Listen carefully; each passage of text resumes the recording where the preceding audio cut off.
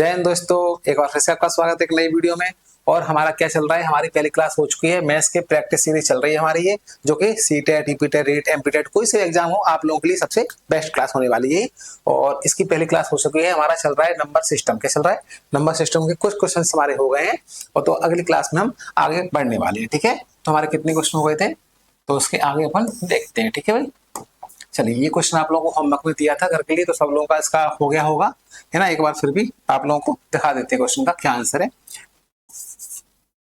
3 सही 1/3 में कितने 1/6 है? तो पहले इसको थोड़ा सॉल्व कर लेते हैं। 3 तरह का इसका इसमें गुणा करेंगे, 3 तरह का 9 और इसको 1 को जोड़ देंगे 10/3। कितना आ गया? 10/3 में कितने 1/6 है बताया था। कितने के लिए क्या करते हैं? भाग करते हैं। क्या करते हैं? भाग। तो 10/3 और 1/3 ऊपर जाएगा तो क्या बन जाएगा? 1/6 6/1। 3 से काटो, 3 दूनी 6, तो कितना आ गया? 20। कितना आ गया? इसका 20 आंसर हमारा करेक्ट आंसर था। ठीक है, चलिए तो अब क्या करते हैं, आगे क्वेश्चन करते हैं। हमारा क्वेश्चन होमवर्क वाला था, तो आज का पहला क्वेश्चन है हमारा, देखते हैं क्या है। प्रथम 5 घन रूट यानी कि अभाज्य, ठीक है, प्राइम नंबर संख्याओं का योग निकालना है। What is the sum of first 5 cube prime numbers. हमको क्या करना है? प्रथम 5 घन प्राइम संख्याओं का क्या निकालना है? सम निकालना है। तो भाई आप बताओ कि प्राइम यानी कि जो अभाज्य संख्या होती है वो कौन कौन सी होती हैं? 2, 3, 5, 7 और 11। 5 की बात हो रही है, इनका सम निकालना है। तो भाई प्लस कर दो बस, ये आपका आंसर आ जाएगा। तो प्लस कर दो, कितना आ गया? 2, 3, 5, 5, 10, 17, 18, 28। इसका आंसर आ जाएगा 28। ऑप्शन नंबर हमारा कौन सा हो गया? सी इज द करेक्ट आंसर। ठीक, कितना सिंपल क्वेश्चन है। ये सब क्वेश्चन एग्जाम में आए हुए हैं। देखो यूपीटेट लेवल 1 क्वेश्चन है ना, पेपर 1 के लिए सब क्वेश्चन हमारे आईएमपी है। देखो 26 और 26 शतांक को लिखा जा सकता है। यहाँ पर वो कह रहे हैं 26 और 26 शतांक। अब 26 शतांक का मतलब बस आपको समझना है। ठीक है, तो भाई आप लोग बताओ शतांक का मतलब क्या होता है? 100 यानी 100 का भाग। तो जब एक चीज बताओ, जब 1 का शतांक निकालते हैं हम, 1 का शतांक तो क्या होता है? 1/100। 1/100 यानी कि 0.01 0.01। अब 26 का निकालना है तो क्या करेंगे? 26 का गुणा कर देंगे भैया। किसमें? 26.0.01 में। तो कितना आएगा? 0.26। ऐसे बोल दो, और चाहे फिर ऐसे बोल दो भाई कि 26 में 100 का भाग। शतांक मतलब क्या हुआ? 100 का भाग। और 100 में कितने जीरो है? 2 जीरो है। तो दो संख्याओं बाद क्या लगा देते हैं हम?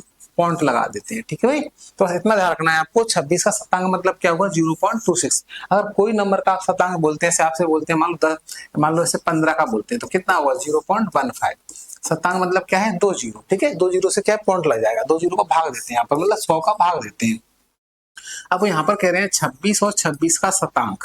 तो भाई शतांक अब मैंने बता ही दिया है कि 26 + 26/100। ठीक है भाई, तो 26 + 26/100 को लिख सकते हैं क्या? 0.26। तो जब इसको जोड़ोगे तो कितना आ जाएगा?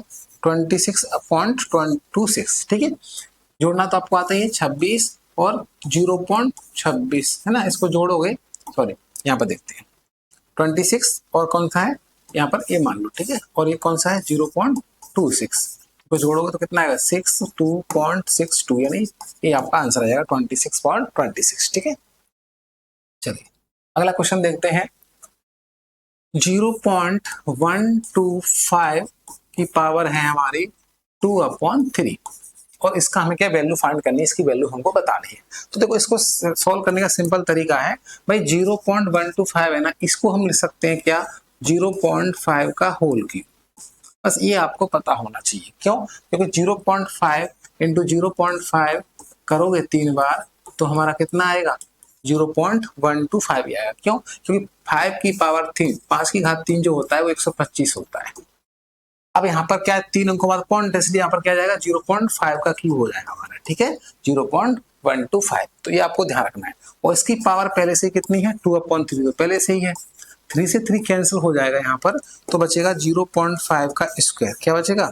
0.5 का स्क्वायर। और इसका स्क्वायर करो तो कितना जाएगा? 0.25। कितना जाएगा? 0.25, यानी कि इंटू तो कर लोगे। 0.5 का स्क्वायर का मतलब क्या होता है? 2 बार गुणा होता है। 0.5 इंटू 0.5, 5 गुणा 5 25, और 2 1 और 2 अंकों बाद पॉइंट लगा दो। 0.25 इसका आंसर आ जाएगा। ठीक है, तो हमारा ऑप्शन इसका B is the correct answer. अगला क्वेश्चन देखते हैं। अगला क्वेश्चन हमारा देखो, इनमें से कौन सा सही है? हमको बताना है इनमें से which one of the following is correct, इसमें से कौन सा सही है। तो भाई आप बताओ, यहाँ पर देखो एक नंबर सिस्टम लाइन ले लो पहले आप, ठीक है। यहाँ पर मान लो 0 है, ठीक है। तो यहाँ पर ये प्लस का 1, प्लस का 2, प्लस का 3, प्लस का 4, प्लस का 5 और डॉट डॉट डॉट इनफाइनाइट, ठीक है। प्लस यहाँ पर क्या चलते हैं, माइनस का 1, माइनस का 2, माइनस का 3, माइनस का 4 और यहाँ पर ये dot dot dot dot minus के इनफाइनाइट, ठीक है। यहाँ पर प्लस के इनफाइनाइट। अब एक चीज बताओ कि 0 से इधर जाते हैं हम तो क्या होता है, वैल्यू बढ़ती है, इधर जाएंगे तो क्या होता है, वैल्यू घटती है। मतलब 0 के इस साइड अगर आप किस साइड जाते हो, राइट साइड जाते हो तो क्या होता है, वैल्यू बढ़ती जाती है और लेफ्ट साइड क्या होता है, वैल्यू घटती जाती है। तो भाई मतलब कहने का ये है कि 0 अगर प्लस में संख्या 1 है तो क्या है, इससे बड़ी है 2, उससे बड़ी 3, उससे बड़ी 4, उससे बड़ी 5, उससे बड़ी 6 चलती जाती है। लेकिन यहाँ देखो, अब 1 से छोटा 0, 0 से छोटा -1, -1 से भी छोटा -2, -2 से भी छोटा -3, -3 से भी छोटा -4। मतलब कहने का ये है कि माइनस में संख्या जितनी इधर बढ़ती जाएगी उतनी ही छोटी होती जाएगी। अब बताओ यहाँ पर कि -16 और -15 में कौन बड़ा है कौन छोटा है। तो भाई आप यहाँ दिमाग लगाओ, -1, -2, -3, -4 यहाँ पर आएगा, -15 फिर यहाँ पर आएगा -16, तो छोटा कौन होगा, इधर वाला सबसे छोटा होता है। तो यानी कि ये क्या है, छोटा है, और -15 क्या होगा, बड़ा। तो ये कह रहे हैं -16 बड़ा है -15 से, नहीं भैया, -16 छोटा है, बड़ा नहीं है। यहाँ पर देखें तो देखो, यहाँ भी देखो -16 और बड़ा बोल रहे हैं माइनस के बीच से, नहीं, माइनस लगा हुआ है तो बड़ी संख्या छोटी होती है। क्योंकि ये देखो इधर जाओगे तो और छोटी होती जाती है, जितनी संख्या बढ़ती जाएगी 1 2 3 4 वही माइनस लगा है तो छोटी होती जाएगी। तो माइनस का 20 ज्यादा छोटा है, बड़ा नहीं है। चिन्ह किसका है, बड़ा। देखो इस चिन्ह को भी पढ़ना आप लोगों को आना चाहिए। भाई आपको चिन्ह पढ़ना नहीं आता सबसे क्या दिक्कत होती है। अब यहाँ पर आप कन्फ्यूज हो कि छोटा है कि बड़ा है। अरे भाई सिंपल सी बात है, जिस तरफ इसका मुंह खुलाओ ऐसे, जिस तरह मुंह खुलाओ उस तरह मुंह खुलाओ उस तरफ बड़ा पड़ते हैं।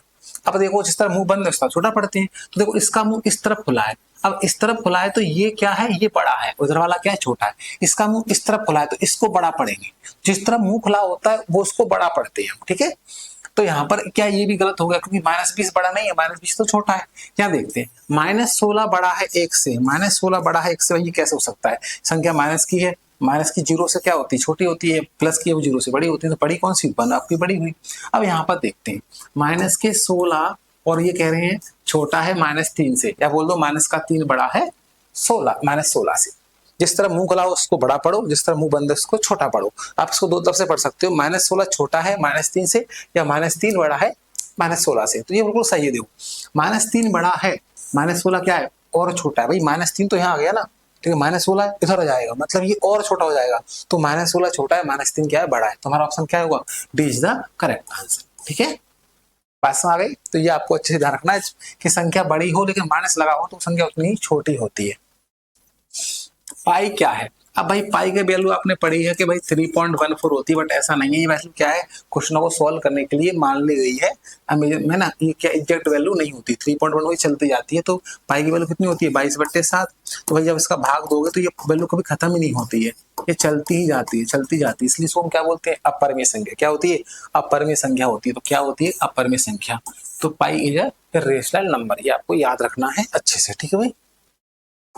चलिए अगला क्वेश्चन है 2/3